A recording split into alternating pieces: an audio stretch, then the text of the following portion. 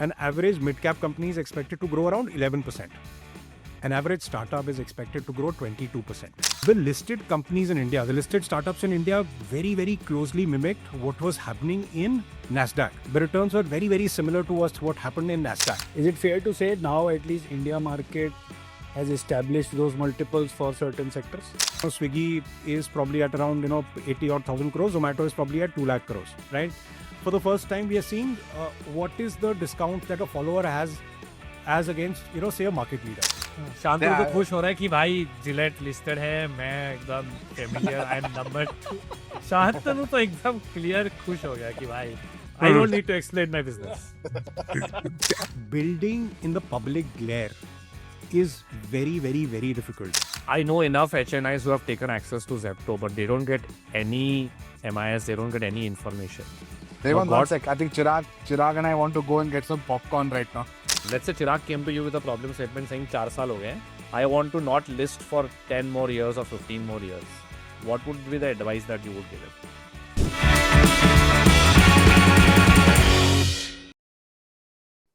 Hi everyone, welcome to episode 23 of the ASMR Tech podcast. I have with me, of course, Chirag and Revant.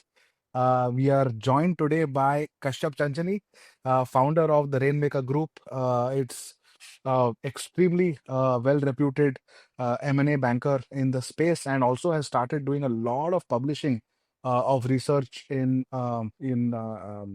the startup space. They have a latest Rainmaker Gauge Index, which talks about the 37 VC-backed companies that have gone public and how they're doing in the public markets.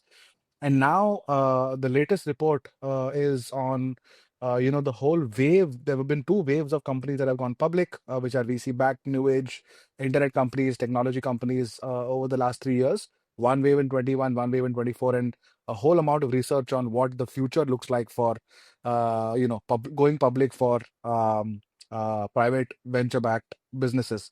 And it's extremely well received report, tremendous research, and extremely insightful. So on this episode, Revant, Chirag and I will probably kind of love to deep dive on insights from this report, and of course what else Kashyap and his team at Rainmaker Group are seeing happen in India's venture ecosystem. Kashyap, welcome to the ASMR Tech podcast, and thanks for taking time on a weekday evening. Shantanu, Revant, Chirag, thank you so much for inviting me. I've known you gentlemen as friends and entrepreneurs for a very, very long time, and really admire, respect, and love you gentlemen, and lovely speaking to you as podcasters as well. Yes, absolutely. Would love to get your initial thoughts on what was the inspiration behind this and what's been the early response on the report as such. Let me take a step back. We do deals for a livelihood. We don't do research for a livelihood, right? We started writing these reports more for our own learning, because we saw something very, very interesting happening, in our private markets, right? Fortunately, the world has given us a very, very good vantage points where, we work very closely with, founders like you, all sorts of private market investors. And it gives us a very good, view to be students of the private markets in India. Now, till about 4 years back, our markets used to be very, very different, right? When we used to talk about how our companies, as and when, they go and list, which, used to be talked about in some time in distant future. We never knew, right, how these companies will kind of pan out. So, Revant, Shantanu, Chirag, in your early rounds of funding, after your seed or Series A, whenever you would have started doing comps, right? You would have struggled. You would have looked at, China comps. You would have looked at US comps. You would have seen your peers, flipping their companies to a Singapore, to a US. यार मैं तो US में जाके IPO करूँगा. यार मैं तो Singapore में जाके IPO करूँगा. Now, all that sounds so prehistoric today, right? I mean, look at India, anywhere between $4.5 to $5 trillion in terms of market cap. Startups, right? Startups being valued at about 100 plus billion dollars. 35 plus of them listed in the markets today in India. See, what we started noticing is that in the private markets, anything and everything that happened was a reflection of what happened to our listed cohort, whether it was good, bad, and ugly. And that's why, we thought that for all of us to kind of understand what is the fate of our listed cohort became very, very important, and more so analyze it very, very objectively in terms of numbers, right? So, one of the retorts or one of the questions that you would have faced so many times is, अरे यार startups यार public market में कभी perform नहीं करते. Now, if you look at things objectively, and for this we try to remove subjectivity, right? What we tried to do in our index was do a market cap weighted index. कि अगर आपका market cap ज़्यादा है, index में weightage आपका ज़्यादा होगा. When you look at other indices, formal indices which are sponsored by exchanges, they are typically free float adjusted. Ours was market cap adjusted, hoping कि जब हमारी venture backed companies list होती हैं, anyways founder की shareholding बहुत कम होती है. Let's assume everything is free float. Now, what we learned was that apart from the last 2 to 3 odd months or so, the listed companies in India, the listed startups in India very, very closely mimicked what was happening in NASDAQ. The returns were very, very similar to what happened in NASDAQ. We performed a lot better than S&P index. We performed a lot better than Nifty. For the longest period of time, we were even performing better, than India's mid-cap indices, right? So if you look at it objectively, A, our startups have performed very, very well, right? B, I think a very, very big learning was that everything gets valued on EBITDA multiples, right? Because, if you look at, if you go back to our early days, right? We often talk about, revenue multiples and how they're different for SaaS companies, consumer companies, platforms, the works. But if you look at today's public markets, right? One thing that we've learned is that, say when, a Zomato or Policybazaar listed, about almost 4 years back, they used to be valued at आपका 5-year forward EBITDA कितना होगा? Today, almost every single startup that is listed or is going to list is being valued on the 2-year forward EBITDA without an exception. Without an exception. So, that was one big learning. And, that same discipline is flowing down to our private markets for 2 or 3 reasons. One is that lines are getting blurred, in terms of the cast of characters who are investing in our late stage startups, right? Yeah. You're seeing a lot of crossover money coming in. You're seeing a lot of non-institution money coming in. B, even private equity funds or, classic tech growth investors, they're a lot more conscious about, what is going to happen to these companies once they list. And now, we've got data points, we've got a lot of empirical evidence that's available with us, right? And I think in that regard, all of us as an ecosystem have grown up a lot, in the last 2 years. Got it. No, I think fabulous. I think maybe we can double click a little on this point on why were companies before being looked at 5-year forward EBITDA and why are we looking at a possible 2-year EBITDA? Is it just because that inherently the public markets are now not accepting loss-making companies, or at least even if they're loss-making, you need to show a very predictable cash flow over the next 24 months versus maybe in 2021 where because of the ultimate bull run that we had in both public and private markets, there was just a lot more exuberance that some of these companies will figure out how to make money over time. Is that the big difference? Revath, I would say, I think the health of our listed companies has become a lot better, right? Oh.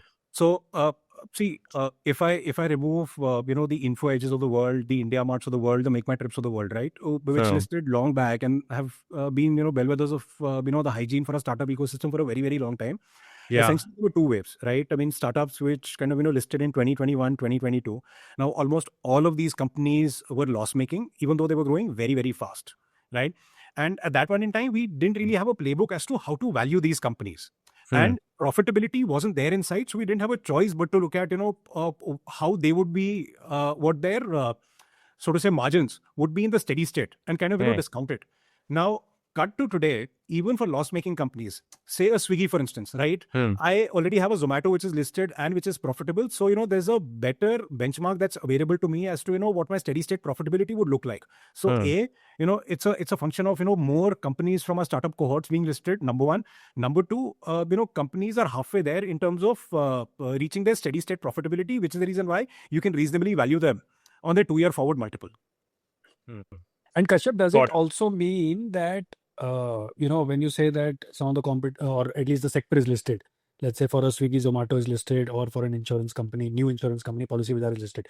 Is it fair to say now at least India market has established those multiples for certain sectors? And say that, if you're operating in those sectors, largely these are going to be the range-bound multiples which you'll get. And earlier, which, as you rightly said earlier, which was not available, you would benchmark to a NASDAQ, to a China, and maybe, because of some information asymmetry, you will at least index yourself on those higher multiples. But is it fair to say now the story being more clear, people are saying, okay, let's get to 2-year forward EBITDA also. Because जो आप 5 साल में बोल रहे हो वो पता नहीं होगा नहीं होगा, इंडिया मार्केट में तो यही होता है. Hmm. Is that the right way to think about it? And also for new companies, is that multiple established more or less? See, I would say the multiple is mota established. I'll give you like broad thumb rules, right? कि जो B2B companies हैं that are all being valued at the mid-teen EV/EBITDA multiples 2 years forward. Okay. B2C companies जो हैं मोटा they are at mid-20s EV/EBITDA multiple, और जो platforms हैं, right, they are being valued at 30 to 35 times their EV/EBITDA 2 year forward EV/EBITDA multiple, and it's eerily true. Company after company after company. So mota ye thumb rule established hai. Now you give these companies premium for growth. Okay. So I'll take a step back. If you compare our startups as compared to other mid-cap companies or as compared to Nifty companies, okay, an average Nifty company in between FY24 to FY27 is expected to grow around 7%. Okay. An average mid-cap company is expected to grow around 11%. An average startup is expected to grow 22%. Okay. Oh, wow. And an average startup's EBITDA margins are expected to expand, whereas for Nifty or mid-cap companies, they're expected to stay more or less the same. Now let's talk about their multiples, right?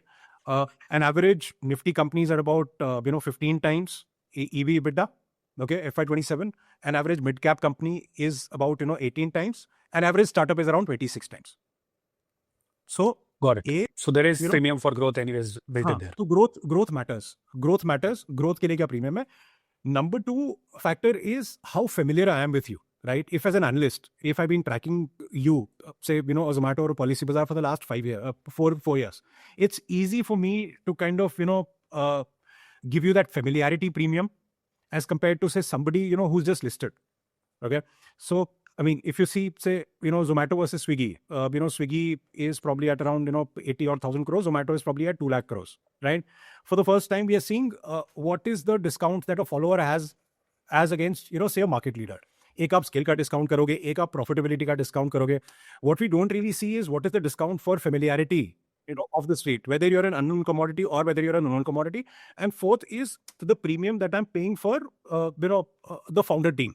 कि यार आप founder team कैसी हो, right? You are transparent, whether you are trustworthy, right? What is the premium that I am paying for the founder team and management itself, right? So इस पे आप discount लगाओगे, premium लगाओगे, but otherwise I would say we have a thumb rule established reasonably well. Indian markets is what I kind of stick my neck out and say. And is it? And Kashyap, fair when to you say say familiarity, sorry, Revant, when मैं you भी same say पूछ रहा था, हाँ. okay, familiarity quotient or familiarity multiple, is it right to think that anybody who will get listed will not have like history, at least for public market investor? Unless So, they've spent time, whatever- maybe. Unless maybe they've spent time, like we got Harish Or is last there a episode. playbook? Yeah. Yeah. Okay. Maybe we go and spend time every 6 months. Like, is that possible, Kashyap? That, and let's first get that clarified, right? But familiarity, you mean that if someone said, I will do 500 crore EBITDA next year, they do it. They say, I'll do 700 crore EBITDA the year after that, they do it. So familiarity means तुम जो बोलते हो वो तुम करते हो. Is that how we should read familiarity? I would say both. A, कि क्या मैं आपको जानता हूँ. See, जैसे for the 40 odd companies that are going to list, hopefully in the next 2.5 years or so, there are a lot of sectors that people have not covered at all. Okay. तो आपका sector क्या है, मैं समझता हूँ, आपके growth drivers क्या हैं, आपके numbers, why they are the way they are, right? What are the moats in your business? I'm trying to understand a sector. Say, for a Zepto, for instance, it's a lot easier to list because people are familiar with a Zomato, people are familiar with a Swiggy, right? But then there are a lot of new companies, completely new sectors that are listing, right? Say for instance, B2B payments, right? There is Pine Labs, which is going to list. There is say BharatPe, which is going to list. There is Razorpay, which is going to list, right? इनकी कुछ equivalents अभी हमारे पास listed नहीं है. So, your typical analyst who would cover these companies quarter after quarter, there is some time and effort that you'll need to spend with them to educate them about, what it means to be a listed company from a particular sector. So I think- familiarity with company and the business model, and who does it, थोड़ा सा pattern matching यहाँ भी prefer करते हैं लोग. हाँ, कि यार बिल्कुल. एक कितना business of Paytm is similar to Bharat पे, वो थोड़ा सा एक familiarity बनना जरूरी है करके. And Pine Labs का तो अलग ही modern trade और in B2B payments also, while it all seems offline payments and it's all QR code, but there is a very different GTM that exists for Pine Labs and the revenue quality is very different. So again, for them, the underwriting has to happen on sector and the business model. That's what you mean by familiarity. Absolutely. And, explaining them second and third order nuances. I'll give you another example, Revat. So, I would say, there for the first time in our country, a B2B cohort is going to be listed, large scaled B2B full stack companies. I mean, we've obviously had an India Mart, but India Mart is closer to, say, a classifieds business or a software business, right? Very, very high margins, very, very low friction. For the first time, we are going to see, say, companies like an Infra Market, companies like an Off Business, companies like a Captain Fresh, companies like, say, a Zwork, right? They're going to come to the market. Now, on surface, people will say, "Arey yaar, aap to similar ho bhag companiyan." But, I mean, all of us who've kind of, known these founders, all of us, who've seen their businesses, we know that, these are fundamentally very, very different businesses. Correct. Right? B2B in Kapra is very different and B2B manufacturing is very different in B2B fish. Like, Correct. just to take the companies that you mentioned. Correct. पूरे nuances ही अलग है because markets ही पूरे अलग है, dynamics ही पूरे अलग है. It may all seem B2B, it may all seem technically trading, and your gross margins may all be very low, and it is more a working capital business, but that's where the similarities stop, because the nuances, as you go in detail on understanding, and in fact, even their revenues, right? Like an off business would be largely India, whereas an infra market is largely outside, a Captain Fresh is largely out. Like geography, sector, customer, buying behavior, actually you're right, पूरा ही industry समझाना पड़ेगा. And that familiarity is very, very that's very, very important, right? Yeah. Also B2B hai, but I mean, look under the surface, they are very, very different businesses. एक का driver supply chain है, एक का driver manufacturing है, एक का driver credit है. I mean, fundamentally, these are very, very different businesses. So one is that, and second, Brevant, to your point, Chirag, yes, familiarity of the business model and the company itself, right? I mean, seeing a warm body in front of you, explaining time and effort, spending time and effort to explain people what the sector is about, what the company is about, how they're different from their traditional peers that, people may have seen, how they're different from a lot of their peers, who look and feel the same, but smell very, very different, right? That once. And the second is, one questions that a lot of public market investors have asked us, right? So, see, a lot of these people look at us as folks who don't have any dog in the fight. कि यार आप listing करते नहीं हो, आप public markets में कुछ करते नहीं हो, आप है ना हमें सच बताओगे. So tell us about these founders, right? Now the questions, when they ask this question, it's not about governance, because it's a very, very strong word, right? The questions are more about are they setting our expectations right? ऐसा तो नहीं होगा कि हमको यार result से 2 दिन पहले मिलने आएगा, बोलेगा सब कुछ बढ़िया है, राम राज्य चल रहा है. But then again, finally when the result comes out, you see, growth has stagnated in the company, from say, 6% operating margin, they slipped to 2% operating margins, right? So, that's the kind of surprises that, the street abhors. And, once you have an overhang of that, it stays with you for a very, very, very, very long time. Got it. So in that regard, Revant and Chirag, both of you are right. That familiarity means A, with who you are, and B, what you're building both. Yeah. I want to ask I think Kashyap, I think. Sorry. Go ahead. I think we have a lot of questions, but You can see our excitement that all of us are loaded. Shantanu तो खुश हो रहा है कि भाई Gillette listed है, मैं एकदम familiar, I am number 2. Shantanu तो एकदम क्लियर खुश हो गया कि भाई I don't need to explain my business. I think the two questions I had, I think, I just love the way you have framed the report. Like, I'm a big fan of high quality literature, and literature that has high quality language, which are big messages interspersed with data, is very nice. So I think kudos to whoever is not only the story, but the way it has been told is very nice. Very nice choice of words is great. So kudos to you for the literature of it, in addition to, of course, the content. I actually wanted to get to we saw the first wave. We call it wave 1, wave 2, and then the next 38, which is wave 3. Wave 1 happened at massive liquidity at a global level, right? There was just a lot of money in the world. So there was a certain amount of hubris, as Harish called it, and optimism, and a lot of that translated into some kind of correction over a period of time. And then you've seen it, whether it's Zomato or Policybazaar and some of the other ones also have seen it happen. But today, that liquidity situation has changed quite a bit, right? We have seen record outflows happen.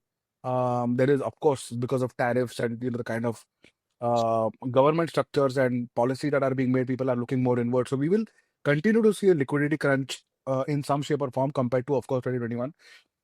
Do you see that muting either excitement or valuations or both, and maybe they're related. That's one question I had on for wave three. And the other one is, in case the answer to the question one is yes, then do you see like people kind of we all keep saying, and actually one of the really cool insights we got from Harish's pod last week was that retail investors are actually a lot more risk taking than people give them credit for. That 2 year forward EBITDA multiples, and kind of really valuing growth and risk. But do you see that founders will start tempering IPO valuations and then carrying retail investors along for longer journeys, as opposed to seeing it as a milestone where you give exits to your existing private backers, and then there will be a mindset shift just given the majority of public market. So I had these two questions, Vic. Fair enough. Shantanu, thank you so much, for your compliments. I'll pass it to my colleagues, Dhwani and Jayati, who've done, most of the heavy lifting on the report.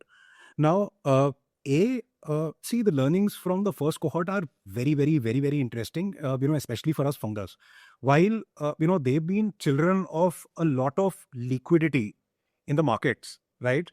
And, there are two things for which, I will give them credit, especially, companies like, say, Policybazaar or a Zomato, who are practically, bellwethers of, the listed startup ecosystem, just the way I would say, Infosys was, in the 90s or in 2000s, right? For the Indian markets at large.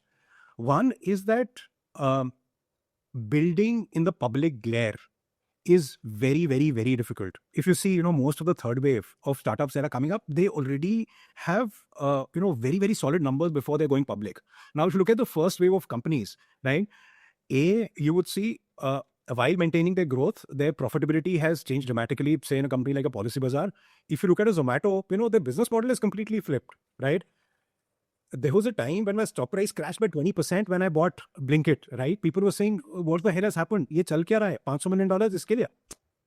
Look at it today, right? More than 60% of the value of Eternal, which was earlier Zomato, now comes from quick commerce. It's something that we didn't anticipate. So building a startup in the public glare is something, that's worthwhile, learning from them. B, to your question around, abhi mahal kya chal raha hai, right? Now, God's honest truth is that, in the last 1 odd month or so, things have been very, very muted when it comes to, liquidity for companies which are probably anywhere between, now to 2 years away from IPO. It has not really affected the growth markets, if you ask me, right? So anything which does not have any defined timelines to go public, right? Gentlemen like you, I think you are in a very, very sweet spot, because I don't think what's happened in the public market has come into, conversations. Now, one very, very interesting data point when it comes to our listed startups. The RainGate index is formally in the bear market territory. So if I look at our listed startups today, we are 20%, 27% down from our peak valuation. So, when we crunch some data, when we looked at the 25 companies that listed before 2024, okay, so there's enough and more data, and they've seen the rough and tumble of the market, right? 20 of these companies have fallen more than 20% from the peak, and the others have fallen anywhere between, 5% to 20%. So have the valuations moderated materially? The answer is yes. So, when I was looking at the data, we were probably in mid-30s EV/EBITDA multiple for FY27. Right now, we are somewhere around mid-20s. So, that's how much the valuation has come down by. Now, will this have a reflection in the private markets? The answer is yes. Now, whether that impact would be in form of, drying liquidity or shrinking valuations is for founders to decide, right? Because, if you look at the new cohort of companies, a lot of these companies don't need money. They don't really need primary capital to grow. That's been the one big change between, I'd say, first and second cohort of companies and, the third cohort of companies. So as a founder, I will kind of, take a call whether I'm okay listing at the multiples that, market is willing to reward, or whether, I postpone the exercise completely. You can actually see that, Shantanu, in the fact that Urban Company took its IPO size down from 3,000 to 500 crores, made it 1/6. And I was shocked because they have the most top-tier bankers. I don't know how Kashyap the economics work, but for JM Financial and Kotak to do a 500 crore IPO doesn't make any sense. But they're doing it because I think they've taken a call that we don't need that much primary. We'll just go ahead and list. and we don't need that much primary, तो छोटा सा issue कर लेते हैं. But इस valuation पे और dilute क्यों करना है? I'm assuming that they are now expecting a more, let's say 20% lower valuation than what they were expecting before. So हाँ, they're saying, प्राइमरी let's छोटा dilute. होगा, सेकेंडरी भी छोटा- स्मूथ हो जाएगा, but see I mean from the longer term perspective for their underwriters the question is that is it a high quality company? Yes, of course Correct. it's a very high quality company, because see, one draw is that we've not seen so to say winner takes most kind of platforms listing for a while now. Yeah, Right. it's a monopoly technically. है ना? So it's a monopoly. I mean, it's not even like, say a quick commerce or beauty or baby retail, right? Where I mean, the markets is reasonably fragmented between platforms, right? I mean, it's Yeah. a classic winner takes all platform Yeah. practically, right? Yeah. So it's a kind of IPO that every underwriter on the street would love to do, irrespective of what the size is, in my opinion. But I think the limited point I was trying to make is we are already seeing that now reflecting in people reducing issue size, and I'm assuming that's because the valuation expectations would have come down in the last 1 month across the street as such. One question, and this is more mainly because we have a audience that may not be very familiar and it may seem very naive, but I think it's important to answer that is, why would anyone underwrite 2 year forward and not 1 year behind, right? What you've done, like that's when, when people look at, I love this answer that Harish gave last spot, that we also are risk takers in that sense. And therefore we are looking at, okay, what will you do 2 years later versus what you have already delivered? Why do you think the dynamic exists? That's a very good question, Revant. Especially for those, who do not come from, our finance bro world. Let me give you a very, very relevant example. You look at Amazon and you look at Netflix. These companies, for the majority of their lives, have been valued at anywhere between 70 times to 100 times P. Okay. Still, the returns that they would have made in the last 15 odd years or so would have been 3 to 3.5 times what S&P has delivered. Yeah. ऐसा क्यों हो रहा है? इतनी महंगी company इतने returns क्यों दे रही है? The answer lies in growth. For a startup, for a venture-backed company, at least my personal opinion is that, the one metric that matters most is growth. Yeah. Right? And I'll tell you why. Because if you're a company that's growing, right, it automatically answers a lot of questions. Yeah. Right? It answers the question that you've got a large TAM. Yeah. Right? That's the reason why you're able to grow in the first place. If your TAM wasn't large, you wouldn't grow. The second question it answers is about management quality. If you've consistently been growing, say, for over a decade, it shows that, the management knows what it's doing. It also answers questions about, the quality of your business. That either, you've got the operational chops, to sell more units, year after year after year, or you're great at product innovation, or, you're great at, opening up new geos, right? So that single metric of growth captures a lot of things about quality of your business. Okay. So if, going back to your question, Revant, if I were valuing, say, a company like a Unilever or, any nifty company, which is, probably growing by, 7-8% year on year, it doesn't matter. I am very, very happy to, look at your trailing 12 months. I'm very, very happy to see, even the last financial year. Because this is materially change nahi ho rahi hai. The reason why the multiples are high is that, they've been doing the same thing year after year after year after year and nothing changes. And there's a beauty to boring consistency, which is the reason why, they get valued the way they do. Correct. Right? typical Warren Buffett type का value investor उसमें पैसा डालेगा, right? Correct. हमारी company में नहीं डालेगा ना. हमारी कंपनियों के लिए मतलब एक अलग टाइप की value investing चाहिए आपको, right? Which is Correct. value investing 2.0, which is can I look at where the puck is going tomorrow? Yeah. Right? Yeah. एक कंपनी है, एक सॉफ्टवेयर कंपनी है जो अभी -5% EBITDA कर रही है. Now, as against say a Unilever, it's a company with 80-85% gross margins. Right now, 25% net margin actually. So, you could you're technically underwriting the absolute size on that 25% net margin, even if it's growing 5% year on year. Yeah. It's just significant cash flow that you will keep underwriting. You've got brand moats, you've got distribution moats. That is what you're underwriting. कल भी था, आज भी है, कल भी चलता रहेगा. Unless somebody comes and disrupts them.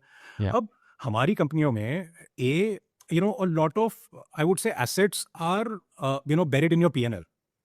Right? Sales and marketing for you is practically an asset because you're building a brand. Yeah. Right? What you're spending on tech and R&D. Yeah. Again, you can't amortize, right? आपको सब कुछ expense करना पड़ता है. Correct. आप आपका property plant and equipment तो होता नहीं है, मशीनरी तो आपकी होती नहीं है, Correct. right? So these items are buried in your P&L. Yeah. Okay, I have Therefore, to the give real a unlock will come in the future, which is what you're saying. Even public market investors are willing to underwrite. That's why they're saying for high growth startups. And I really love this chart on page 9 that you have, where the RainGauge private pulse cohort is growing at 40% year on year, with an EBITDA improvement of 15% year on year. So actually, for the rule of 40, this is like they're following that they're at 55-56%, whereas the at least the TRMG RainGauge index, which is already listed, is at a 43%, which is also pretty healthy considering the Yeah. rule of 40. Compared to the mid cap index, which is revenue growth plus margin growth is only about 13-14%. Yeah, absolutely. So two things. One is that I have a premium growth rate. Yeah. Okay. On Which both is not- revenue and EBITDA, actually. So yeah, and B, net- my margins are expanding both, right? Yeah. So that's why if I look at trailing 12 months, right? yeah, I would have never made money on a Netflix. I would have never made money on a Amazon. सब बोला होता है यार छोड़ दो यार, ये तो अच्छी कंपनी नहीं, कितनी महंगी है यार, ये तो 70p पे चल रही है, 100p पे चल रही है, yeah. right? Got And- it. And that's why you're saying inherently the other two things come into place, which is familiarity as well as management quality in that sense. Because in the end, if you are to peer into the future, you need these to become even more critical on me underwriting the sector. Because if I don't understand the sector or business model, how do I underwrite the next 2 years, or what could go wrong in the next 2 years? And second, do I trust the management on governance, on ref checks, etc., which effectively gives me confidence that what they are saying and is what they will effectively keep doing. So I think I was always intrigued as to why are these two, because in private conversations, a few mutual fund guys have told me that we index even more on these two, with private companies looking to go public, because you are underwriting a lot more. I mean, there's very little predictability on us understanding कि यार जो तुमने 4 साल पहले किया था वही आगे नहीं करने वाले हो. There's going to be a material change in your revenues as well as margins per se. And the margin profile changing over the next 2 years is always harder to underwrite, because that's not what you're familiar with as public market investors. No, absolutely, Revan. In this regard, what is true for your Series A investor or your seed investor is true for your public market investor. दो चीजें TAM और founder बस, right? Eventually, see, growth rate, product, customer love, operational chops, everything, flows from the founder and management team. So eventually Yeah. TAM और management team, ये दो ही चीजें matter करती हैं. Eventually, both for a seed investor and a public market investor, these two things don't change. Yeah. I really like the way Kashyap is saying हमारी कंपनियां. It gives me a tribe kind of a feeling कि ये हमारी कंपनियां हैं. नहीं, हमारी company है. See, if for nothing else, Chirag, for a very, very selfish reason that, our future, our livelihood is dependent on, these companies doing very, very well. And have they done well Yeah. till now? Yes. I mean, 2 years ago or 3 years ago, would you have imagined that startups worth more than $100 billion are already listed in our country, right? Yeah. Startups worth another $100 billion are Yeah. going to list in near future. We're talking about, 4 to 5% of India's market cap. Yeah. India का market cap 4.5 trillion dollars है. We're talking about say 5% of our market cap and probably a higher percentage of our free float, right? Which has been built by first generation founders like you. Yeah, actually, it's interesting on the free float aspect, because most, if you leave out maybe someone like an Infosys or TCS, which is, I think, a lot more liquid, most large companies are still family owned or very significantly promoter controlled in 50% plus. I mean, Nykaa is an exception in our new age cohort, but most companies are 80% free float or will end up there as all the private investors exit over time. No, even. And Kashyap, does that change the overall dynamic, that there are companies which are 80% promoter owned and now new age companies, as we were discussing, is more on this side, wherein founder or the management team ends up opening like 10, 12, 15%. So does that change the dynamics overall, from a listing perspective, and how the investors, mutual fund investors will look at these kind of companies? No, Chirag, absolutely. I mean, see, what we're learning over the last 2 odd years has been that the playbook and the hygiene factors for venture-backed companies to go and have a successful journey as, a public market enterprise is very, very different from, say, private equity or, backed family-run business, or, somebody who's kind of, listing without VC money. So I'll tell you 4 of my largest learnings, right, that we've learned from our founders and investor friends. The first is what we choose to call a founder public market fit. And it is very, very relevant in our context. So, all of us have grown in a very, very different milieu, right? All of us have been backed by, I would say, backers, who play by the power law. Okay, I'm investing, $1 million for you for, say, 10% of your company or, 20% of your company. Now, my requirement is that, yaar, mujhe to 30% plus IRR chahiye, which means, I want you to become large very, very fast. If it means that, you break a few things along the way, if you make a few mistakes, right? It does not matter. I'll rather have you, shut down than give me like a, 2x return in, say, 15 years or, 50% return in, matlab, mera time bahut zyada kharab hota hai. So, that's the playbook that we've all learned while kind of, growing up as the founder in our early years. Yaar, tu kuch bada bana. If you break a few things, it does not matter. Are yaar, tu paisa raise kar. Now, it is absolutely right, for that particular context. But as founders, 2 years before our listing, what we need to do is, change our playbook, absolutely, completely. Because, what the market will reward you, in your public avatar is, consistency, capital efficiency, and corporate governance, which is a very, very different kind of playbook. So, this entire change of persona as a founder, becomes very, very critical, when you're a couple of years away from being listed, that, you can no longer afford to, move fast and break things. As, you were when, you were purely playing with private capital. See, because aapka marginal investor kaun hai? An IT services employee who's earning 30,000-35,000 rupees, right? आपके IPO में उसने 10,000 रुपए डाले हुए हैं, वो 10,000 रुपए में से 8,000 रुपए अगर चले गए तो it hurts him materially, right? Whereas for, somebody who's kind of is into, the law of, who's playing by the law of large numbers, the context is very, very different. So, that change in founder persona becomes very, very important. I think the second thing that becomes important is that as a founder, am I leaving enough juice on the table? So, my advice typically to the founders has been, can you still grow by 20%, CAGR year on year for the next 5 years? While in your public market avatar, I think that becomes critical. अब ये 20% का number कहाँ से आया हुआ है, right?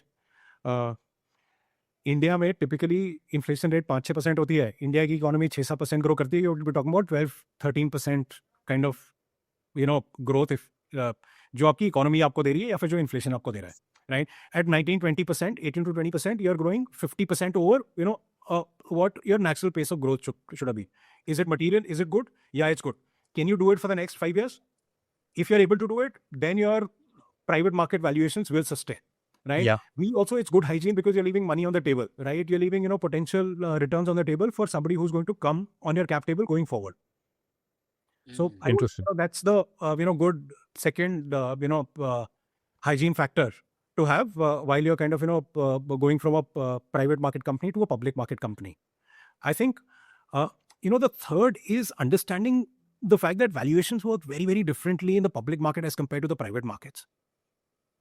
In private markets, our valuations are those which are being given by the highest bidder. Yeah. Private market में आप फंड रेज कर रहे हो या फिर मैं अपने फाउंडर्स के लिए फंड रेज कर रहा हूँ, मैं क्या बोलूँगा यार, invariably वही होता है जो highest bid करता है, that's the term sheet that we end up accepting. Also, there are preferential terms, right? Like the media will always cover something which is valuation led, but the media will never be able to even, I'm sure, actually ROC से अगर आप funding उठा रहे हो तो SHA भी उठा लो ना, उसमें देख लो क्या terms है करके, right? There are preferential terms that private market investors always get, and you don't even know where the anti-dilution, for example, is not broad-based but narrow-based, or in some cases even a full ratchet for that matter. Like what a founder is giving or a company is giving up for that private market valuation, no one actually knows as such. So the highest bidder and most preferential terms is the standard private strategy. And you're saying public is different in that sense because there is no special preferential rights. Absolutely. I mean, which public company in the world would guarantee you, your principal come what may? Now, Correct. Private companies, unless, everything goes to the dogs, you'll end up recovering your principal. Correct. Right? Now, that's a huge cushion, and Correct. that's what supports a valuation. Correct. Whereas in the public market, the pricing is consensus pricing. Yeah. Right? Every day there's a marginal shareholder who's selling. every day there's a marginal shareholder who's buying. जिनको लगता है Yeah. कि आपका price ठीक है.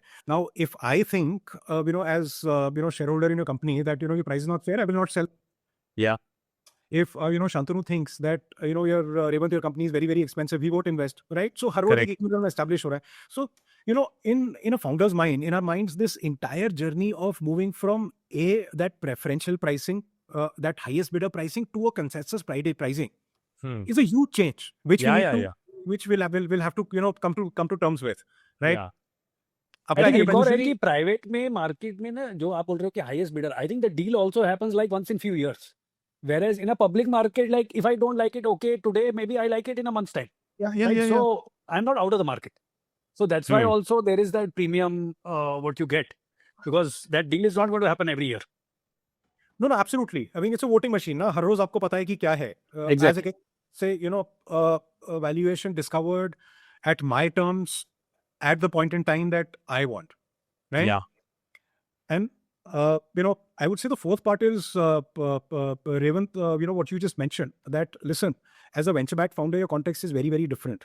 Today an average Nifty company, उसमें promoter shareholding is around 40% odd.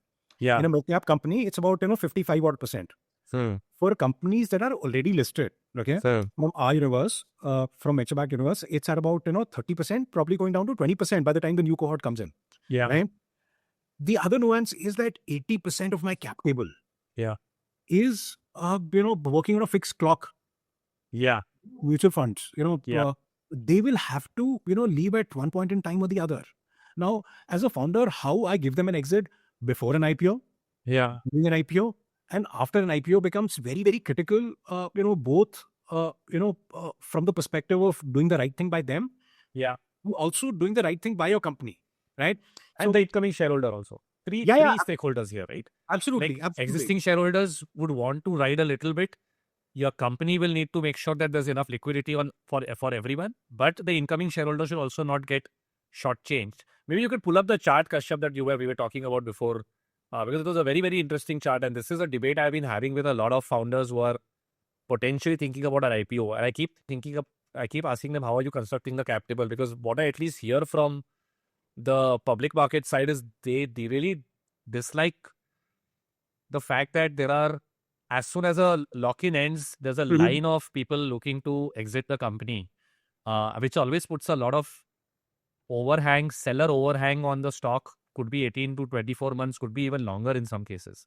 And especially when you have a promoter shareholding of what you said is 30%, right? Venture back universe. अब वो 70% कभी ना कभी तो जाएगा. And because these are all, like, the VC fund cycle is 10 years, but most companies which are VC backed actually come to IPO in the fag end of that 10 years, could even be longer, right? The PE fund cycle is actually 6 to 8 years. Like most PE funds would be 8 plus 2 in that sense, while VC funds are 10 plus 2.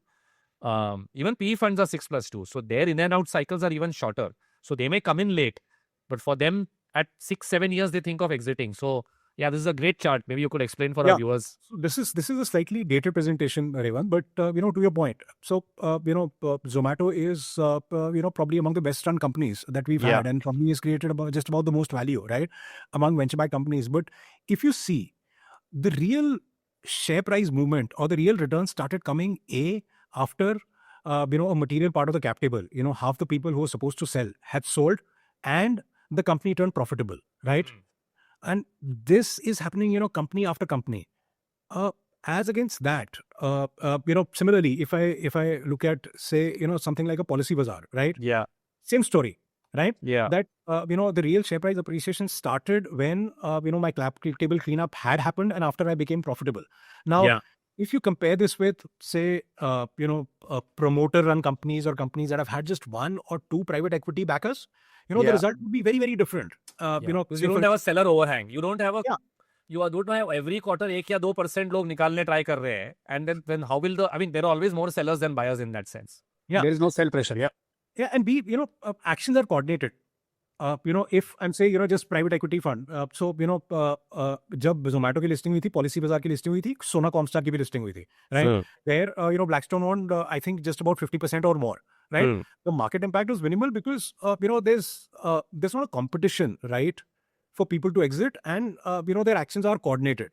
So I think that makes a big difference when it comes to, say, So if you have cap tables. if you have a lot of shareholders who are looking to sell, तो वहाँ तो there's no coordination. Everybody is saying, boss, मेरे को आज बेचना है तो मैं निकलूंगा. तो there's always that continuous sell pressure. Whereas if you have one or two large investors, at least you could coordinate and say that यार नहीं, अगर करना है तो block deal करते हैं, but let's actually talk to mutual funds and do it consciously with a thoughtful process versus just there's always someone looking to sell 1 or 2%. Yeah, because see, the way our cap tables are, right? I mean, Yeah. Infosys founders didn't have the luxury of designing them the way we wanted to. Yeah. यार I have certain aspirations in life. मेरे को जो पैसा देगा, highest valuation कोई देगा, यार मैं उससे ले लूंगा. That's what most of us end up doing. Now Yeah. this means यार मेरा एक इन्वेस्टर है जिसको आज से 1 साल बाद निकलना है, मेरा एक इन्वेस्टर है जिसको आज से 2 साल बाद निकलना है, एक इन्वेस्टर है जिसको आज से 5 साल बाद निकलना है, एक का 3% स्टेक है, एक का 5% स्टेक है, एक का 7% स्टेक है. Right? Yeah. Managing these actions becomes Very, very hard. unless you have a plan and the numbers of your company supported at that point in time, right? So in that regard, us as venture-backed founders, right? Our job is a lot more difficult than Yeah. say we run business or somebody who's just raised private equity money. Unless you clean the cap table before IPO, which is rare, but I believe what Lenskart has done by getting, let's say, a Temasek and a ADIA to really buy out most of the early VC guys, I find that very, very interesting. And by design, sovereigns are long-term investors. So an ADIA with a 500 million position would not be under the pressure to sell even when Lenskart goes IPO, because they'll just say, I mean, it's a sovereign Indian. They don't have, as long as the company is doing well, unless they see a material risk and they want to sell, they are long-only investors. So I think someone like a Piyush has really designed the cap table. Looks like, I don't know whether it's serendipity or strategy, but do you think that's a good way to play and make sure that there's no seller overhang once you go IPO? Absolutely. See, say for instance, if I'm a sovereign fund, Revant, and I'm investing into your company, Yeah. let's say 7 years out, Revant, you've already made 5x return for me. After that, let's say I expect that the return that you're going to give me is probably 10% year on year from then on. Yeah. I will still not sell. Yeah. Yeah. For a company, that's kind of giving You're me. still beating Nifty earnings in that sense. Even if I'm not beating Nifty earnings, why would I want to exit, right? A company that gives me 12% return for the next 10 years is better than something which gives me 30% return for the next 2 years, right? Why would I ever want to change it? I would never want to change it. So Yeah. that is a supply which will probably never hit the market, right? And in terms of the supply demand dynamics, right? Yeah. Keep things in your favor. Yeah. See, because at the end of the day, this is another thing that we sometimes tend to forget, right? In the private markets, that multiples or the valuation that I get is not just a function of my multiples; it's also a function of supply and demand, right? And as venture-backed founders, the dice is loaded against us when it comes to supply, because probably 50 to 80% of my cap table is one day going to exit. Yeah. Yeah. That's a dice that's unfairly or fairly loaded against me all the time. And we are Now- now realizing this because all of the 2021 cohort and the 22 cohort or 23 cohort, 21 cohort I think has gone through this. Like, because you showed Policy Bazaar and Zomato, they have largely, in fact, in both cases, I think it's InfoEdge who's still holding all of their stake. Otherwise, it could have gone down to even lesser. From my understanding, InfoEdge has not sold a single share in both these companies, which is the only reason why they're still 25-30%. Or And in a surprisingly, normal... Infobase was the only seller in Zomato's IPO in the OFS. Wow. They sold a very, very, very, very minuscule part. Yeah, I guess थोड़ा senti दिया होगा लोगों ने, किसी को बेचना नहीं है तो थोड़ा चलो ठीक है करके, right? But in spite, like, if you didn't have, and again, I think InfoEdge, because it was balance sheet, and Sanjeev Bikhchandani is a long only. I mean, in the end, he's also a founder, long only. It's a balance sheet, right? Technically, you don't need to. Like, क्या करोगे आप, निकाल के पैसा कहीं और deploy करना ही पड़ेगा. And I don't think they are a asset capital allocator at that scale that they'll say we'll find a place for $3 billion tomorrow. They won't, right? They have a VC fund that does 200 to 250 million deployment over 2-3 years. It's just suddenly they can't find, and that's what happens with sovereigns also. I mean, I had met one of them who recently told me that 2003 they invested in ICICI Bank.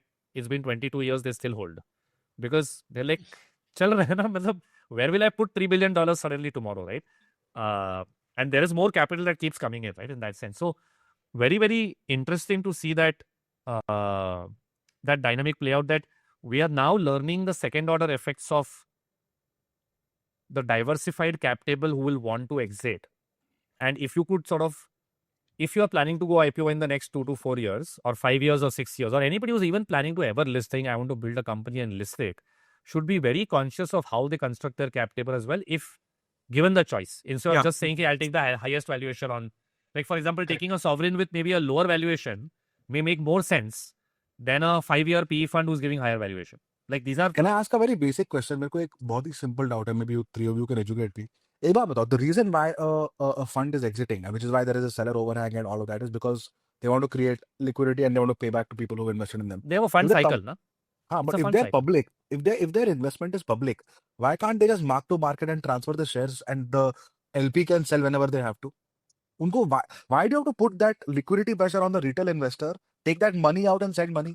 You can give the Zomato shares to whoever It's is a very invested good in your- question. Kashyap, if you want, I have my view, what I have heard from you. At least this happens in the US.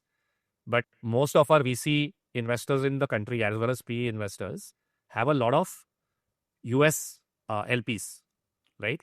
I don't think US LPs can hold public. I mean, unless they have a public market allocation separately, which is very rare. Most of these endowments that back VCs and PEs in India have private allocation and they have separate funds that do public as such. It's not the same way. So whereas, like, for example, if a Sequoia had to exit Airbnb, they would just transfer the units to their LPs and the LPs would hold it Airbnb public stock. So there's no Correct. overhang. And then India में नहीं हो सकता है unless you have a, I'm assuming most of your LPs are Indian, let's say domestic family Domestic. offices or domestic mutual funds, then they may hold. But I don't think that's the case for most of our private capital today, at least for the last 15 years. It will change. Is that a correct हाँ नहीं conclusion?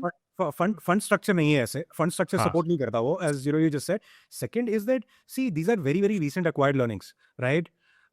आज से 2 साल 3 साल पहले, see, I mean, what we kind of where we kind of need to go easy on ourselves, right, as founders, is that this is the first cycle, right, that we are experiencing as an ecosystem. So, Right, for the first time हमको we are learning these lessons in a practical way. For the first time, our publicly listed companies have seen everything, right? There was a phase where when Zomato and Policybazaar listed, where startups were hot, but rest of the street was not, right? Then the phase where we spoke about, where the insiders was the shareholders were selling, and these companies are not profitable, right? Startups were in the doghouse. Public market was doing very very well, right? Then we entered a phase where startups were also hot, public markets were also hot. Now we've entered a phase where the markets has cooled down, and so have startups. So ये पूरी की पूरी cycle जो है, it's been a very very recent learnings for all of us, right? So it's all very very recent learnings that यार एक fragmented cap table public market में जाएगा तो क्या होगा? I don't give my early shareholders an exit before I go IPO तो क्या होगा? Right? How do say mutual funds think about life very very different from say crossover investors as compared to say non-institutional capital, which has started coming into our private markets. the right? family offices, you mean? Yeah, the family offices. I mean, some of them are organized family offices. Some of them are not organized family offices. But Yeah. happened, say, over the last, I would say, 6 months to a year, is that ever since, the public market valuations, started getting overheated, right? Say, till about 4 months back, at least in my career, I saw it for the first time. कि जैसे हमने अपने business school की books में सीखा था कि private markets के मल्टीपल्स कम होते हैं, पब्लिक मार्केट के ज़्यादा होते हैं. For the first time, that probably happened towards in 2024. Apart from that, private markets were always more expensive as compared to public markets. A lot of non-institutional money saw that यार ये public market में यार 70, 80, 100 PE की company में मैं क्यों डाल रहा हूँ? मैं private market में डाल देता हूँ. So that that multiple expansion that will happen when some of these companies will list, I can bake into my potential upside. So these are all very very new cast of characters in our private markets. Got it. Interesting. I think interesting. I think one related question, Kashyap. I think you have given us marker on the growth rate, that 20% growth rate कर सकते हो for next 5 years. So which is like double of what India naturally would grow, or 50% more of what India would naturally would grow. That's one. You've given us guidance on the kind of cap table at least one should be thinking. Is there some guidance here or learnings here in terms of what size of the company should get listed? We keep hearing 2,000 crore is a chota IPO from a company market cap. I am saying, 2,000 crore company is like chota market cap. Is it good to do go out at $1 billion? Is there some learnings there that what is a good size for to attract good mutual fund interest from that point of view also. And by the way, your point also noted, and what Shantanu mentioned last time, that गन्ने में थोड़ा juice भी रहना चाहिए, so you should leave something on the table. That's also well noted. But any learnings here would be super, insightful. No, sure, Chirag. So, see, I mean, the textbook answer is that if you are, say, anywhere between $1 billion to 2, that would be, a good kind of, valuation to IPO. So that if you are, say, diluting 20 to 30% of your capital in primary and secondary, you got an issue size of at least, $200 to $300 million, so that good investors can support it. Now, that's the textbook approach. The other approach is, the approach that has worked well irrespectively. So if you look at, say, Infosys or a Marico, right? For them, public markets were practically, their venture check, right? And how these companies, how they chose their listing journey was more about, their own preparation and their own preparedness. And as Shantanu said, right, enough growth runway ahead when they looked at their IPO. So, अगर मुझे लगता है कि that maturity in terms of, I mean, I may be a company that's valued at, say, about, 1,500 crores or, 2,000 odd crores. If I have that maturity in place, right, मेरे systems and processes हैं, मैंने अच्छा board बना लिया है, मेरे को लग रहा है कि अगले 5 साल मेरा EBITDA margin, 1.5 to 2% year on year, I can keep increasing while I'm still growing anywhere between, 15 to 25%. I should go ahead and list. How does it make a difference? Yeah. But basically, I'm also, by the way, taking this point that it is not the IPO listing is not the endpoint, it's the starting point. It does not matter some of those things, because I think what we were discussing on familiarity also. While I might be able to educate people on the sector, etc., but some of those guidance, etc., will take time. यार मैंने बोला मैं इतना करूंगा और वो होगा, वो रियल मार्केट में ही जाके पता लगेगा, right? In a private market it won't like really be a litmus test. बहुत मुश्किल है ना. See, आपका stake 20% से कम हो सकता है. Technically, you may be classified as a non-promoter company, right? But just imagine if the founder of the company leaves. See, I mean, unfortunately, your stake beyond a degree cannot be monetized till you become, say, an L&T or an ICICI bank, जहाँ पे कोई founder है या नहीं, कुछ फर्क पड़ता नहीं है, right? I mean, that's the holy truth. Eventually, that entire transition from being a founder-run company to a management-run company, right? Yeah. Takes some time, and even then, whether you can sell or not is a separate issue. So, look at some of our, most iconic, so to say, founder-run and founder-owned and management-run companies today, right? Look at a Pidilite, look at a Asian Paints, look at a Marico. In some companies, there's an independent and empowered management which has been running their companies for years. But what if the promoters sell 10% of the company tomorrow? What will happen? The market stocks will crash massively. So is it? But why 100%. is that the case? Because they have insider Mr. info. The market will assume they have insider information that the market doesn't. That ways. Yeah, 50% types are holding. Asian Paints or Marico's all like 50% shareholding. So is it? I think, yeah. So unfortunately, founder stake is not as monetizable, okay, as it may seem on paper, right? Or as it may seem otherwise. That's the truth. 90,000 crore market cap company में अगर founder sells 2%, right? It may, I mean, maybe 5%, right? Then people will say, boss, कुछ तो क्योंकि पैसों की जरूरत तो है नहीं ना किसी को अभी. There's no liquidity. And you don't need that kind of quantum. Look at the quantum at 5%. Correct. Yeah. So, 2%, 5% मैं monetize कर सकता हूँ, पर मैं सारा का सारा नहीं बेच पाऊंगा unless there's an M&A, right? Yeah. See, I mean, 50%, 5% मैंने बेच दिया. See, last 2 साल में promoter shareholding काफी कम हुई है. I think between 2 to 4 percentage points, it's gone down, right? And it kind of coincided with the peak of the public markets, right? I mean, is it a sort of say big signal of confidence? No. अब obviously 5% बिकेगा, 50% holding में तो ज़्यादा फर्क नहीं पड़ता है, but at the end of the day, can you do it by 20%, right? So your paper wealth and your money in the bank, there'll always be a dissonance between the two. Otherwise, I mean, if that's not your aspiration, if the aspiration is to have money in the bank, I would rather kind of, go down the M&A route as a founder, which is a route which is opened in the last 1 odd year or so in India, right? So, I mean, as an investment bank, we'd kind of, made up our mind that we'll never do M&As. But the last 1.5 years, we are seeing motivated buyers who are willing to pay the kind of multiples that is giving our startup founders very, very good exits. So, that's another exit path that is actually open in a way where it's a summer and not a swallow anymore, right? If you go and meet, say, the top 10 or 20 consumer companies in this country, most of them would have a list of, between 2 to 10 startups that, they would want to buy at a particular price. And this again goes back to your conversation with Harish last week, where he said that ki India Inc. generates about 15 lakh crores of profit. 10 lakh crore में capex कर सकता हूँ, बाकी का क्या? One point, Chirag, that you made on the fact that Kashyap keeps saying हमारी company is, वो हक से बोलता है, like he was an investor in Mosaic. I तो He's a gave me a tribe वाला feeling.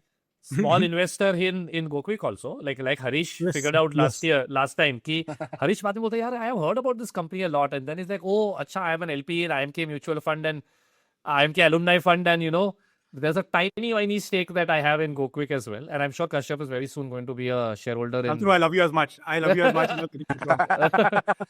तो familiarity I card actually- use करने वाले नहीं वाला. We at least know you. But to your Yeah, I was point, actually Kashyap, thinking, sorry, I just want to make that one point that Kashyap, I really liked it what you said, right? That the marginal shareholder when you go public is going to be the guy who earns 30, 40, 50,000 rupees a month and has put some money in your, and bought some stock. And actually, Harish, he sent this message on our private group when he said that, oh, I realized that I have a previous correction with Chirag, that I am a teeny weeny shareholder in GoQuick. But he then followed that up. Ki, thank you for letting me be part of the cap table. But as I said, think of the poorest, smallest retail investor in your strategic discussions, and you will build a great company. So please think of me as that poorest, smallest retail investor before you go public, and hopefully that will guide all your strategic thinking. भगवान सबको ऐसा गरीब बनाए. Yeah, if no, I mutual think, fund CI I was think this is, yeah. such thing, garib, but theek hai, chalo. I think some of this is amazing, right? I think if you look at like really mature, look at Mr. Uday Kotak, of course, he's got regulatory issues with holding that high amount in his bank and had to kind of liquidate. But if you look at, for example, very successful large promoter businesses, in fact, the moment they have some excess cash on their hands, they buy into their own company. They keep buying back more and more and like kind of ladder up promoter stock because they're like, boss, It's in the name. They call themselves promoter, not founder. Right? Yeah. Promoter. मैं promote कर रहा हूँ इसको. तो उनको लगता है कि if you look at Shriram Group or some of these guys, they just keep laddering up, and I think that and if I look at my own investors like Colgate, one of the few international MNC who didn't leave India in the in the George Fernandez kind of era. Through the 90s, I hear stories of people coming into like AGMs, a regular person coming in and kind of telling the CEO that I funded my daughter's wedding because of Colgate stock. And I sometimes think about that feeling is like imagine decades long value creation for the this person Raymond was talking about. What kind of joy that will be for someone who's kind of building a business day in day out and kind of creating value at that level. But some of it goes to fund these kind of things also. I think that And then that lens. Classic है ना शांतनु ये कि what he was explaining कि we are always working for the shareholder in some sense, but today's shareholder is very different from what is going to come. Today's shareholder is wanting us to do the power law, Correct. which is a very different outcome from, let's say, somebody who's saying 10 years may give me compounding. At least it should ensure binary 1-0 output na ho, and you continue to compound. I want to get my daughter married. And Saturu, same for employees, right? 90s, early 2000s, there were these stories around, Narayan Murthy's driver and how much he made, right? From the Infosys stock, right? IT services created that wealth. I mean, they practically created the middle class, right? Uske baad, financial services, right? Jo banks the, NBFCs the, insurance companies the, they were the next, so to say, wave of companies which created, middle class, right? Through their ESOPs. I think over the last 10 odd years, it's been startups, right? Yeah. So, you are the guys who are creating India's middle class wealth, practically, through your ESOPs. Yeah. और इसमें power law होगा city अगर if you look at the report, the next $100 billion में से 50 billion is coming from PhonePe and Flipkart. So there will be like some outsized, and even right now it's only 200 billion out of a $5 trillion market cap. So I think you're right, Kashyap, but it's still kind of just starting out. But hopefully we do more and more. I had a question on the on wave 3 of there are two questions. I think I have more sector specific ones also. But you've said that wave 3 startups or wave 3 companies that are now going to come up have kind of really optimized their margin profile compared to wave 1 and wave 2, which is a fair push because obviously there is a little bit of conservativeness on correction and pricing and so on.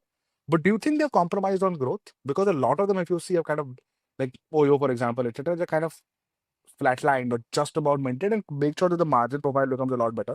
And if that is the case, then have they missed the forest for the trees a little bit? Where the Netflix Amazon story may not play out given this.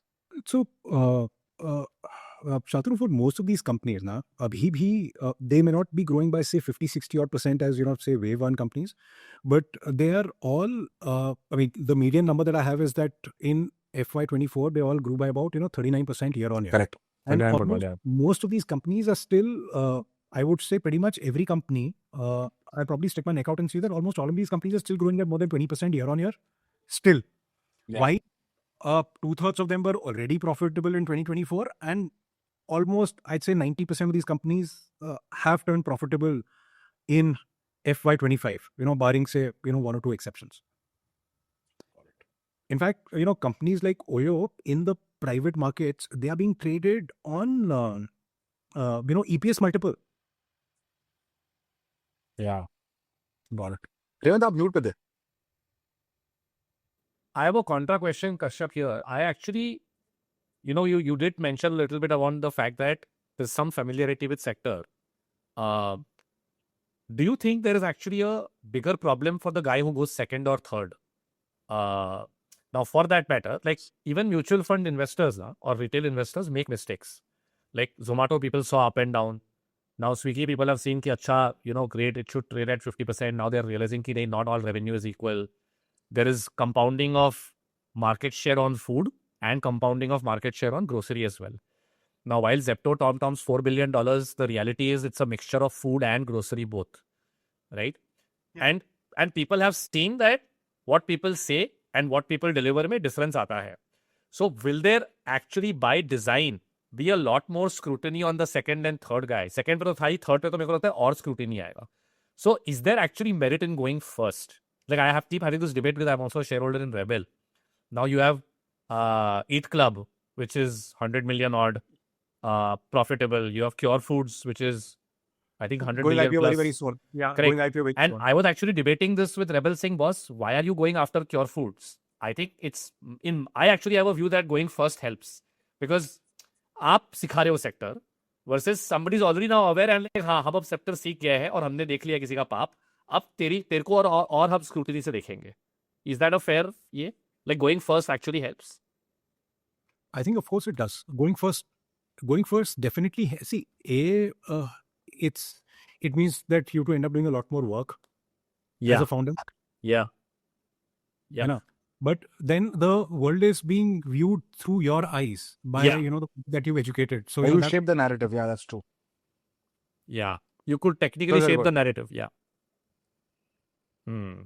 Because Sorry, Kashyap, I interrupted you. I thought I was on mute. Sorry. Nahi, and I think the other thing is that see, I mean, if you are number 2 or number 3 or number 4 to be listed, sometimes you suffer from the horn effect, right? Of the first guy not having done very, very well as well. So, I mean, the success of your journey, as a listed founder, to a certain extent, gets compromised. I mean, if your predecessor does well, I mean, and if you're not in a winner takes most or winner takes all kind of market, फिर तो अच्छा ही है, right? Say, in Cloud Kitchen, for instance, I would say, it's not a winner takes all market, right? I mean, it's a digital first, omni-channel food business, right? पहले digital first थे, अब omni-channel हो गए क्योंकि और food business है. It's a brand play, right? Yeah. So I don't think necessarily I'm taking share away from one. I'm probably taking share away from or unorganized retail maybe. The unorganized retail play. So मेरे ख्याल से at least cloud kitchens में इतना relevant नहीं है ये, right? But I think if people are learning about a sector through your voice, your eyes, obviously it does make a difference. Yeah. No, I think even it will be interesting to see in the B2B space. We discussed that the markets are different, but I just think investors get better at asking more sharper questions and digging better investigation or better diligence, if I can call it, because you also get 2 or 3 quarters of numbers. And see, also I love attending sometimes the public market analyst calls. आप बाकी analyst से भी सीखते हो ना, अच्छा तू ऐसे सोच रहा है करके, हाँ ये नेक्स्ट टाइम कोई आएगा तो मैं क्वेश्चन पूछूंगा करके, right? We all improve our decision making because of that. No, it's bound to happen. So I actually think there's a lot of merit in going first. Of course, you're right. In non-winner take all markets like what Shantanu is in, or technically what I am also in. I think Chirag is in the winner take all market. So he can be like urban company and say मैं 10 साल 15 साल बनाऊंगा और फिर I'll be the only one left. तो premium सारा मेरे पास ही है कर. मतलब सोच फिर- के आए हो गया कि कश्यप के साथ आज मतलब सारा प्रेशर मेरे पे. Infinite games yeah. with infinite games.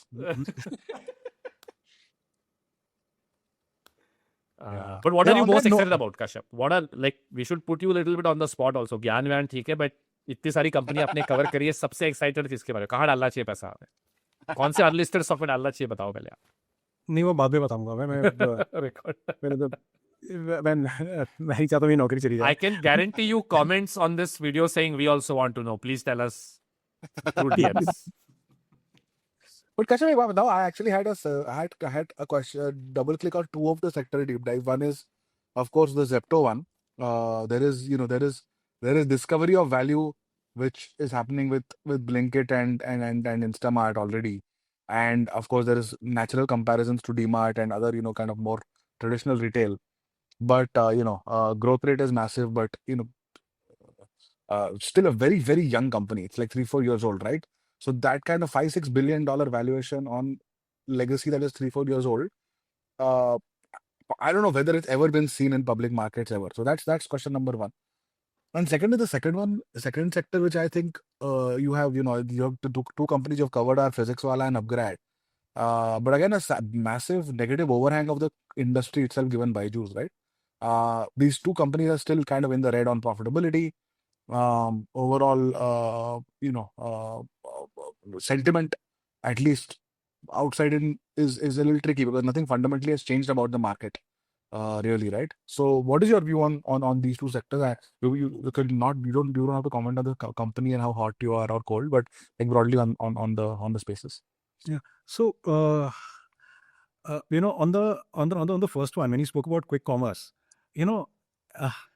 Swiggy and Zomato being listed is actually helping Zepto in this case. I mean, have you seen a platform play listing in less than 5 years' time ever? They've been able to, Crazy. because A, there is familiarity with the space. B, they've already raised a lot of non-institutional capital and money from, I would say, crossover guys ahead of their listing, right? Probably $250-300 odd million of that. So for all practical purposes, they are an unlisted public company already today, right? So, that's a nuance that's not appreciated much. On the other one, the edtech space, I would say that almost all the money that's been lost in the edtech space has been by institutional investors. It's not been by public market investors. It's not been by the long tail investors or the retail investors. So in their mind, the perception of the space is not as negative, right? But रोज आता है paper में यार, रोज आता है यार. नहीं, आपको नहीं लगता? But Shantanu, they have not lost money, no? See, imagine this. I have a counterpoint here, Kashyap. If actually, I know enough HNIs who have taken access to Zepto, but they don't get any MIS, they don't get any information. Devon, God- one sec. I think Chirag and I want to go and get some popcorn right now. No, I'm just saying that, God forbid that investment doesn't do well, then you will see a different paper. But in EdTech, none of the mutual fund guys had access to a Byju's, Shantanu. So they're like, boss, what happened in these, like, a GA losing money or a Naspers losing money? They will be very, very careful because they'll be a little bitten, right?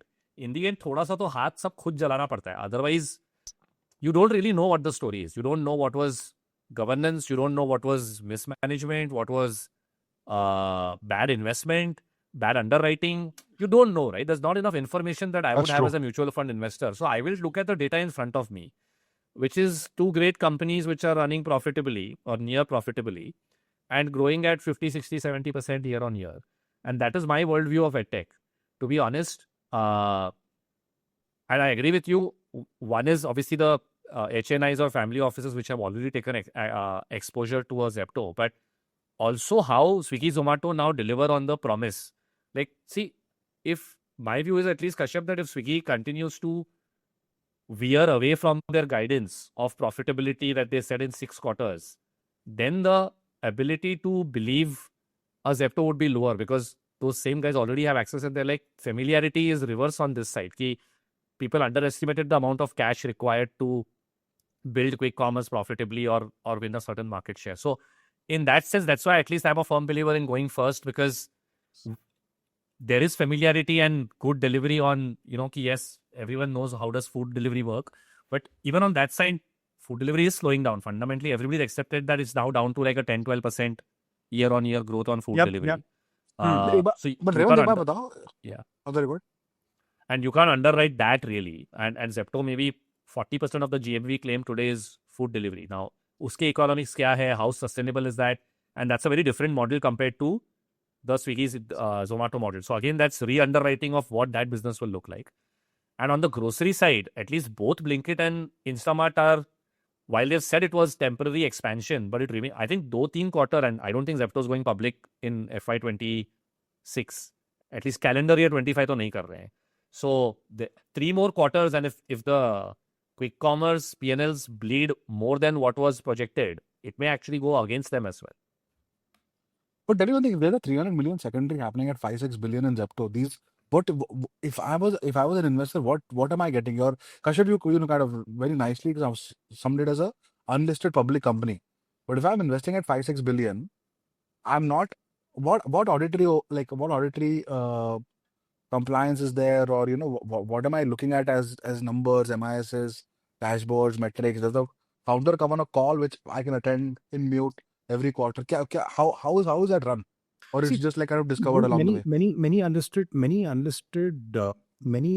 public companies do that, right? They make sure that they give out data. NSE, for instance, right? It's an unlisted public company. It gives out data, quarter after quarter after quarter, right?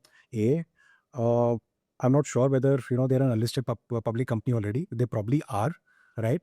And they will have to maintain, so to say, uniformity in terms of what they're disclosing to everybody. Now, see, for the retail investor or the non-institutional investor, their thinking is very, very different. The thinking is that, listen, if I'm getting an entry point at $5 billion, Swiggy is at $10 billion, Zomato is at what?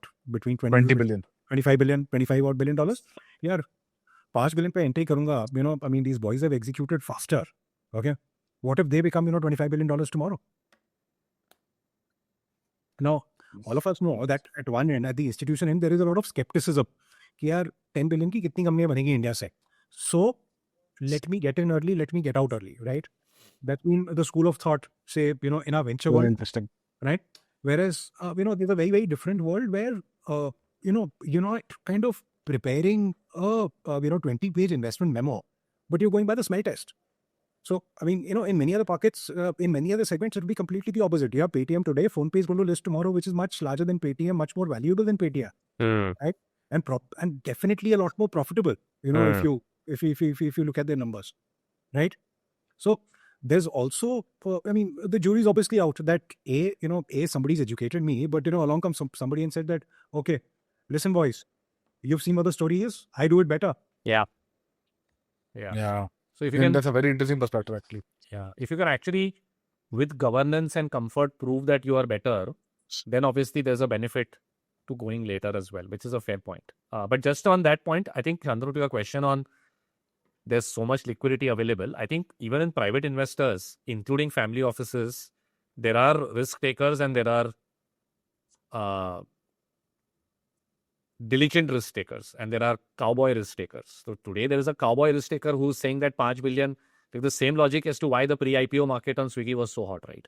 At 350 rupees. Everyone said buy, Zomato itna, ye itna to le lo. But today all of them are fretting as the lock-in expires in exactly 25 days that technically they'll be underwater, and all of their hopes of doubling their money, okay, they'll not lose their pants because maybe it'll be, and it's a listed stock, so they'll wait for 6 months and then they'll, but there's no guarantee that Zepto may even list tomorrow, right? I mean, it has to in some way because there's a lot of capital riding on it, but I think there's a lot more froth 6 months away from IPO, where the risk-taking ability just goes up, saying, to hona hi hai karke, where the grey market premiums are known and stuff like that. But for companies that are 2 years away from IPO, I'm sure there is a lot more subdued interest, or at least the valuation expectation is very, very clear. I think that's what you've seen Because I mean, Oyo, there's a lot of private market transaction that happens, but that's at a very reasonable price. It's not like at a crazy price because people are like, we don't know when the IPO will happen. Yeah. So see, I think in the non-institutional private markets, B2C companies are usually hotter. Companies that you see around them as consumer, कि there's मैं a order natural करता हूँ propensity Zepto to से, रोज ही order करता हाँ हूँ, मेरी बीवी तो हाँ इतना पैसा खर्च रही है तो तुझको डाल देते हैं पैसा, ऐसा. हाँ अब हाँ. उससे आप मतलब इंफ्रा मार्केट से कंपेयर करो या ऑफ बिजनेस से कंपेयर करो. Of business not something that you look and feel and see every Yeah, day, yeah. Right? Yeah. Yeah, Numbers are crazy, like 150 million in profit, and then you're like, what's it? crazy.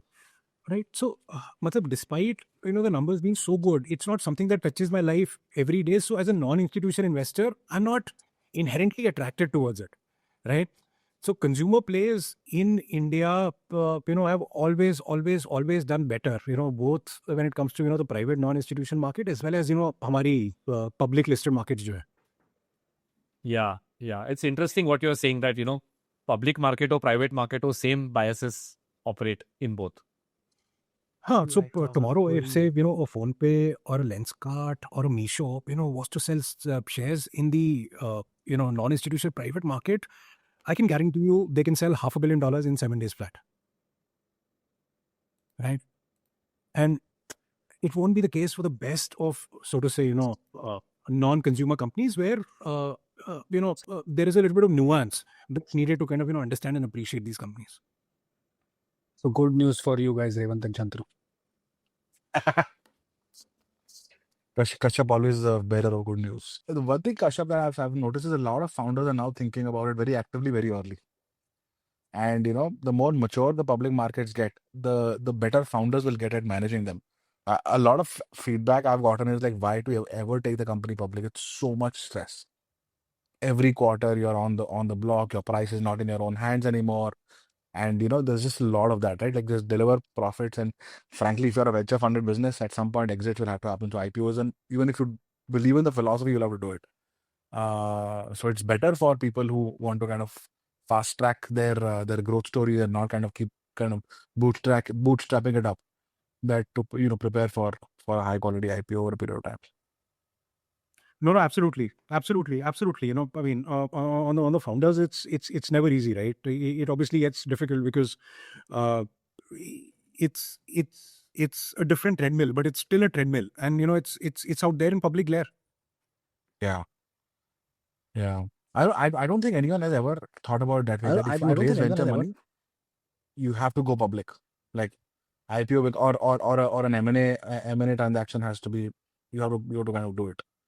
करना पड़ता है वो.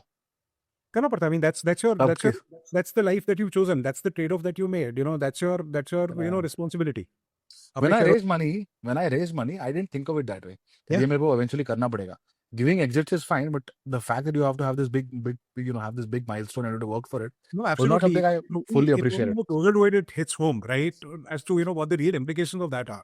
And Yeah. Kashyap, उस time पे, if you remember, people used to say, at least in retail, कि यार ये कोई startup IPO नहीं करने वाले हैं. I'm going back to 2014-15. So, बिल्कुल. all of these are probably second, third order effect of what we are discussing. This ecosystem knowledge, what has become real now. Yeah. These are first world problems. Compared to what we were staring at even 5 years ago. यार तुम्हारी company का तो कुछ हो ही नहीं सकता. हो ही नहीं सकता, correct. Yeah, like no. Yeah. This is a good real content. हमारी कंपनी को कुछ नहीं हो सकता. हाँ, तुम्हारी कंपनी को कुछ नहीं हो सकता. ये तो फर्स्ट वर्ल्ड प्रॉब्लम्स हैं. सारी की सारी जो हम डिस्कस कर रहे हैं अभी, these are still practically first world problems. Pricing अच्छी कर लो, कैप टेबल अच्छा बनाओ. These are still first world problems. Yeah, I agree. I totally agree. Well, on this point, Kashyap, I hope you guys can hear me. Yes. On this point, I had like, for example, anybody who's raised venture capital, let's say Chirag didn't know 4 years back कि यार VC उठा के IPO करना ही करना पड़ेगा. Like, what's the longest? Like, can he go 20 years without listing? And how does he do that? Like, if you had to help him, let's say Chirag came to you with a problem statement saying 4 साल हो गए, I want to not list for 10 more years or 15 more years. What would be the advice that you would give him? Before Kashyap, you come in, from next episode onwards, we like to go back to our quick commerce big topic discussion. Otherwise, it looks like I am the center of the discussion.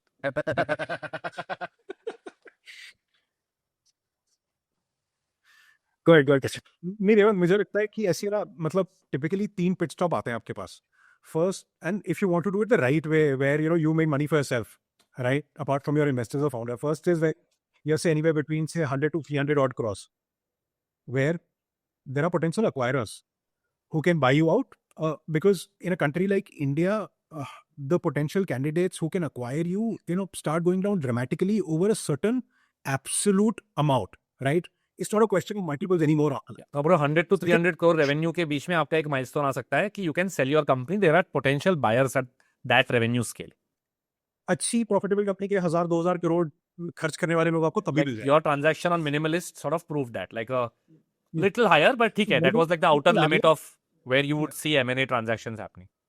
Yeah, it was outside the outer limit, is what I'd say. I mean, it was exceptional. The first pit stop is when, people can potentially acquire you for, say, about 1,000 odd crores. Now, depending upon which sector you're in, right?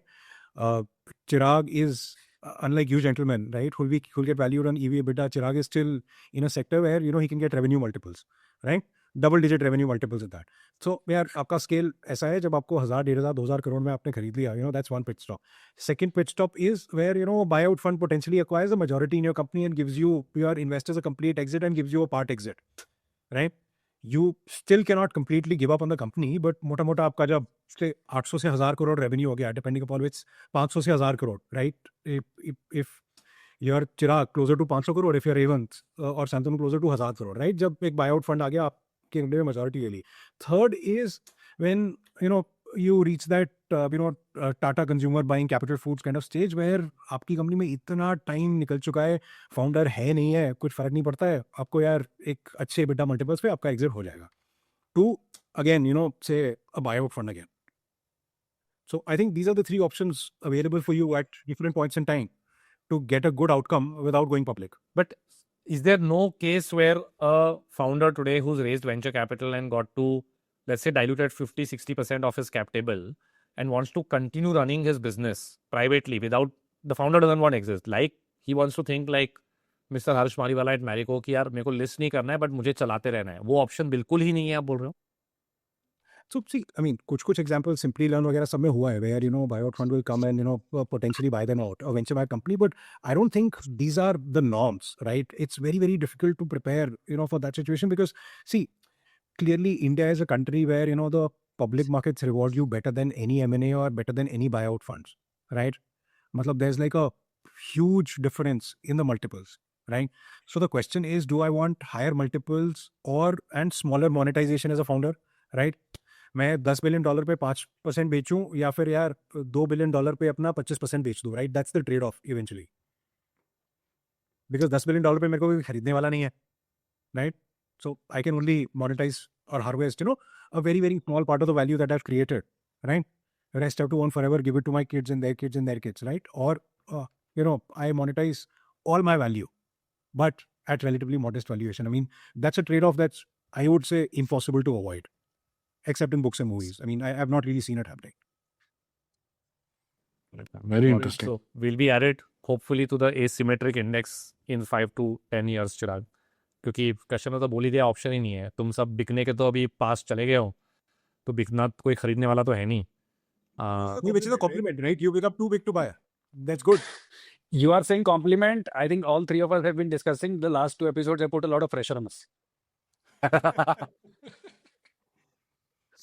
I have a feeling inorganic appetite of Indian companies also go up significantly because ability to create for large organizations is reducing drastically. Talent pools are not there where creative innovation is really happening. So only inorganic, like FMCG has always happened, but I think this will happen also in other sectors where people will find, like, no one thought like a 3,000 crore acquisition of a startup will happen in India. Like 5 years back, it seemed crazy. I won't be surprised if there's like a 5-6,000 crore number in the next year or two, and then a 10,000 crore acquisition, and then at some point we have like what the GSK acquisition was in this case. Yeah. Hoga, and I think there will be privatization also. At some point, some company has gone public. You want to bring it back into control. Companies will take it private. So I think the good part about this evolution is that there will be a lot of different stories that play itself out as case by case with these companies. No, absolutely. Phenomenal. I think maybe in some episode we should discuss, the M&A play. How is India rising to it? When is this likely to like scale up from here? This also is one question which we keep hearing in different forums. कि India में M&A नहीं होता है, सिर्फ global companies ही करती हैं आके. While we are now starting to see at least little bit of different plays playing out.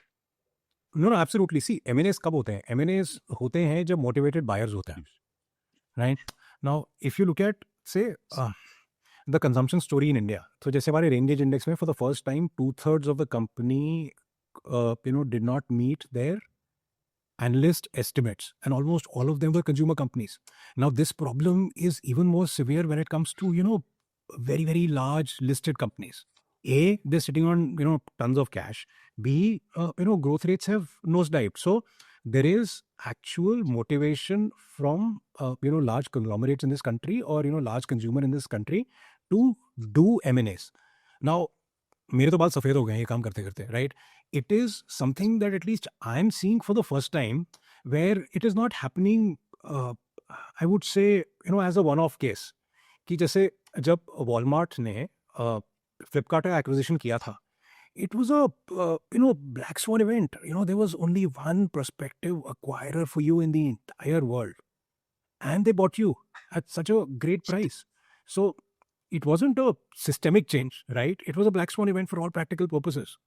Now, I think, at least मुझे लग रहा है कि, material M&As for the first time in India are real now. They will happen a lot more frequently. You look at companies, they've got a list of potential acquisitions that they, want to make. Boards, M&A teams, and P&L leaders, right, actually have, sit-down sessions where, they're discussing some of these things. They're actually making a plan. They're actually, quoting founders and spending time with them, trying to build familiarity, right? Do that mating dance. So some of these things, I didn't see it happening in such a systematic way, say, about a year or 2 years back. No, awesome, yeah. I think this has been a phenomenal episode. I wish we had more time, but I think we should at least look at least what we have learned here today. And as Chirag said, a lot of pressure. I don't think, at least I had it so much clear that भाई और कोई option नहीं है, आपको list तो करना ही पड़ेगा. अब VC raise कर लिया तो, right? It really changes your way of approaching a 5-year plan, right? Like we're a 5-year-old company. If I have to think of a 5-year plan, I don't know if I don't think we'll list in 5 years, but at least if I then have to think of the next 5-year plan, uska input to abhi thoda sochna padega na. And in that sense, building a predictable engine just starts becoming more and more critical. How you shape your org, how you design your org, what are the kind of people you bring in, is very, very critical. And as we have discussed, right, constructing a cap table, like so many learnings today. I'm sure Shantanu, who's on year 9, at least would be the bellwether for both of us to help us understand what happens in year 10 to 14. Chirag will sit pretty after 4 years saying, chalo yaar, tum kar lo, main seekh lunga uske baad. Anyway, I think you anyway made him very, very happy, Kashyap, when you mentioned double-digit revenue multiple. He's like, thank God somebody understands. Chirag, इनका EBITDA तेरा revenue multiple पे होगा. Yeah, I think the more I talk to you guys, the more I have kind of come to a conclusion that, see, 68 to 70% of my company is owned by non-promoter, non-employees, right? So when we go public, it's kind of transfer of, or kind of some movement of that over some period of time to the retail investors or some portion of that, right? And I have made peace with the fact that I want to build value with them.